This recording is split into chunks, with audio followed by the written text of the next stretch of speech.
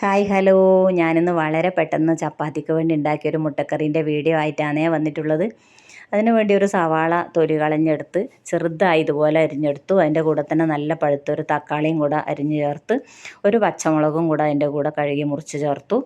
അതിനുശേഷം അത് മാറ്റി വെച്ചിട്ട് ഒരു ചെറിയ പാത്രം എടുത്ത് അതിൻ്റെ അകത്ത് കുറച്ച് കറിക്ക് ആവശ്യമുള്ള കുറച്ച് മഞ്ഞൾപ്പൊടിയും മുളക് പൊടിയും മല്ലിപ്പൊടിയും കുറച്ച് ഗരം മസാലപ്പൊടിയും കുറച്ച് പെരിഞ്ജീരകത്തിൻ്റെ പൊടിയും കുറച്ച് കുരുമുളക് പൊടിയും കൂടി ഇട്ട് സ്പൂണ് വെച്ച് നല്ല പോലെ അത് മിക്സാക്കി അത് മാറ്റി വെച്ചു.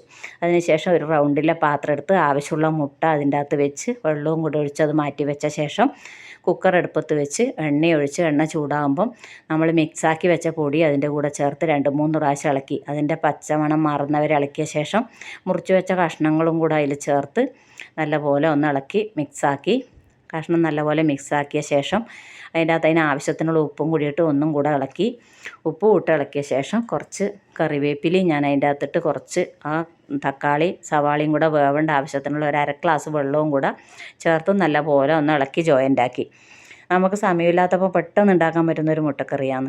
അപ്പോൾ ഇതിങ്ങനെ വെള്ളം കൂടി ഒഴിച്ച് ജോയിൻ്റാക്കിയ ശേഷം നമ്മൾ റെഡിയാക്കി വെച്ച മുട്ടയും കൂടെ അതിൻ്റെ അകത്ത് ചേർത്ത് നല്ലപോലെ അമർത്തി വെച്ചിട്ട് കുക്കറിൻ്റെ അടപ്പിട്ട് ഒരു 3 വിസിലിട്ടു.